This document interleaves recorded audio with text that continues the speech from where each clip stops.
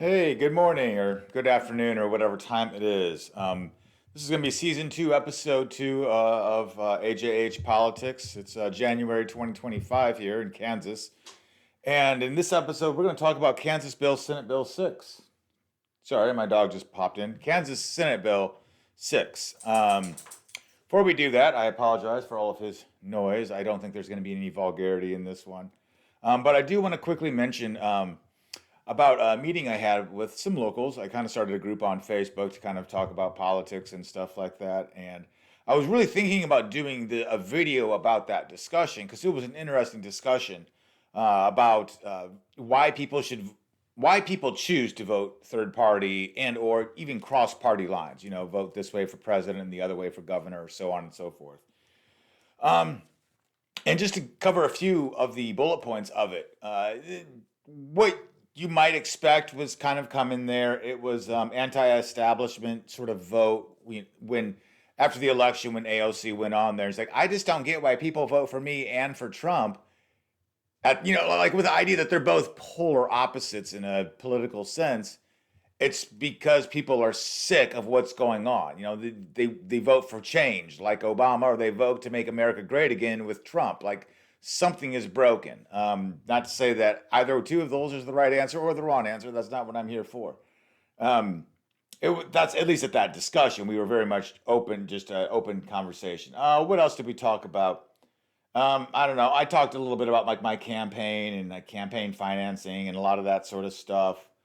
A lot of just, typical conversation about finding other solutions to America's problems besides the prototypical Republican solution or the prototypical Democrat solution. And that kind of talked about voting for party allegiance and the lesser of two evils, where we also brought up ranked choice voting, so which is what we're going to talk about today. So let's get started with that part of the video. Uh, Ranked choice voting. So Senate Bill 6 makes ranked choice voting illegal. And so there's this group called Rank the Vote Kansas. I'm not really terribly involved with them, but I do get their emails. And I got this thing about this bill coming in and submitting a testimony on it, which I did.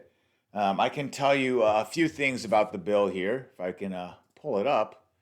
This is called an ALEC bill. Let me get that up on the screen for you. So ALEC is an acronym, ALEC, for the American Legislative Exchange Council, and you can read that, but as I understand it, it's some sort of a conservative pack nationally that's trying to get this sort of language passed in a variety of places. And you can see that the Senate President, Ty Masterson, introduced it. And there you can see Senator Ty Masterson. And on the Kansas website here, you can see that it was requested for introduction by Senator Thompson. And here's his information. And I am opposed to this bill. That is to say, I am opposed to making ranked choice voting illegal, which is to say, I am in favor of ranked choice voting. And so let's get into the actual meat of the video here. I went ahead and submitted a written testimony, and I'm going to go ahead and read it for you. It's about a 4 or 5 minute speech, so let's get started. Dear Kansas Senate Committee on Federal and State Affairs, I am opposed to any bill like Senate Bill 6, which would ban ranked choice voting for the following justifications. Ranked choice voting eliminates the problem of a plurality win over a Democratic win in an election. You likely know that in a plurality vote, options 1, 2, and 3 could receive 40, 35, and 25% of the vote respectively, with option 1 winning because it got the most votes. However, it can be argued that 60% of the votes, a majority, did not get the option they voted for. A government cannot be a democratic republic when the majority is not being represented. To stabilize this issue, American politics evolved a two-party system so that our republic is always democratic, majority representation, i.e., flipping a coin 3 times will result in a majority of heads or tails in every experiment, as opposed to 3 outcomes between choosing paper, rock, or scissors. a majority result is not always guaranteed. Unfortunately, the two major parties have been in a political war with America caught in the crossfire for my entire life. This was not always the case, but hyperpartisan politics has been the norm and it's only getting worse. Political science has capitalized on this condition.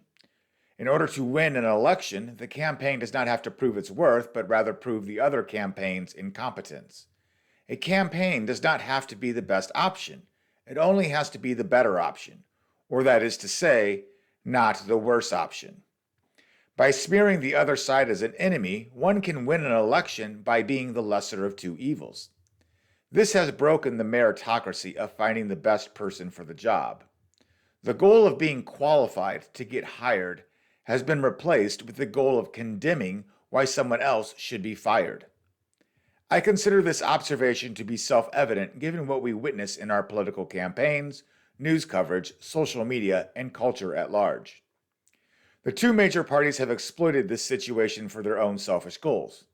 By viewing opposing parties as enemies, and the enemy of my enemy is my friend, the two major parties have rigged the system to win 50% of the time. Why? Because with all things being equal and a third party, those two major parties would only win 33% of the time. Currently, a major party might win a district only 35 to 49% of the time. And that's okay, because the system will give that party another district that it will win 51 to 75% of the time. It's all greater than 33%, especially when viewed at the macro level. I.e., it's like the Yankees and Red Sox coming together to get rid of all the other baseball teams. Sure, they don't like each other, but now at least they have a 50% chance of winning the World Series instead of having to compete against all the other teams. This is not to accuse the two parties of evil for utilizing this loophole. It was a natural response to America's goal from the very beginning. Have the people represented in the government democratically. But now it's not working, and it's not bringing our politicians closer together, but rather farther apart. Ranked choice voting fixes this. A ranked vote can eliminate unfavorable candidates while allowing the lost votes to resubmit with the remaining candidates. If the math sounds complicated, it's not. I'll cite at Michael Penn Math on YouTube and his ranked choice voting videos to see his mathematical explanation of how it works. The specifics of the math are not as important right now as the result. Ranked choice voting ensures a Democratic majority wins a vote even when there are more than two options. 2010 is the last Kansas gubernatorial election where a governor won with the majority of the votes. It's been over 10 years since we've had a democratically elected governor. We have a plurality elected governor. I.e., imagine a family of 5 deciding what to eat for dinner. The options are pizza, tacos, burgers, or curry. A vote is held to determine the most favorable choice for the family, yet the probability of a majority win is unlikely. Ranked choice voting uses the emotionless, unbiased logic of math to solve this dilemma. Remember, this bill isn't even about making ranked choice vote legal, but rather to make it illegal.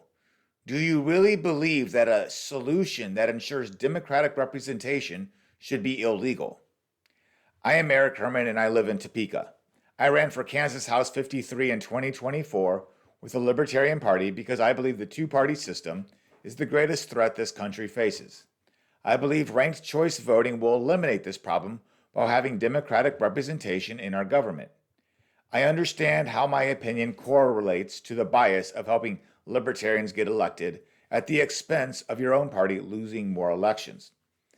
But my opinion, it is not forced onto me by my loyalty to the Libertarian Party, nor any hatred to a differing party.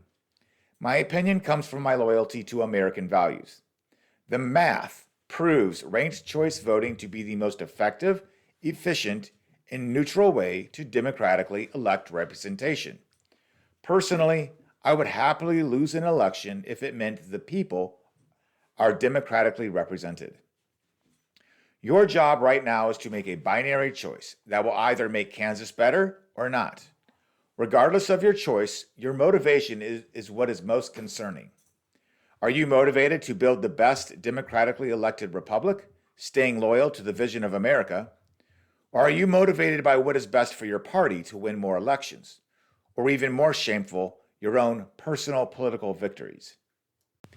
After all, ranked choice voting might cost you an election at some point for the same reason it might cost the other team an election. Would you rather live in a country where politicians write laws so that they can win elections, or write laws so that the government represents the people? Thank you, and then there's my signature. So yeah, so that's what I submitted. What you can see on your screen right now is just a few other talking points from the email I got from Rank the Vote Kansas. I'm sure you can reach out to them and find out other ways that you can help with this idea. I just think it's kind of interesting as you look at some of the stuff up on the screen right now about Alaska and Maine and New York, Utah, Virginia, Minnesota, where you do have ranked choice voting, as well as if you just are into math, check out the Michael Penn math videos. He's an awesome mathematician. It's really interesting stuff. Again, the idea is like between a bunch of people that you want to get the best dinner. Like how do you figure it out? And to think that we've got bills where certain math is being illegal to be expressed as possible solutions to problems. Like I'm not going to put it up on the screen, but the last, I guess, since 2014, so the last three Kansas governor elections, the governor was elected with less than 50% of the votes. And, and that isn't even to say that that person would have eventually won with ranked choice voting. They still could have, but it's just, I think it's a problem to silence voices like that, because we live in this system. Oh, sure, you want to run third party, by all means, go ahead and do it, but you're never going to win. And this is a way for people to not be afraid of saying, look, I kind of want to vote for this guy, and I know he's not going to win, but this is where I'm voting first. And if you want my backup plan, this is my backup plan. But I want it to be known this is what I really value. Anyway, we're going to wrap up this video here now. There's some legislation coming through the Kansas legislature about the Defend the Guard stuff. And I know for me personally, politically at least, I really kind of want to start paying attention a little bit more to state politics, especially if I'm going to be running ever again in state politics. It's pretty easy to get your news feeds about what's going on with Trump in Washington, D.C. And I know I might not have a lot of Kansas listeners out there. The idea is that I guess I want to like kind of cover things that are actually happening in Kansas, but they're happening all over the place. I mean, this is the bill that Republicans are trying to pass in every single red state because it helps them keep the majority, which is why you see things like in blue states, you'll find it kind of flipped on the other side. So anyway, I'll just leave it at that. And until next time, bye.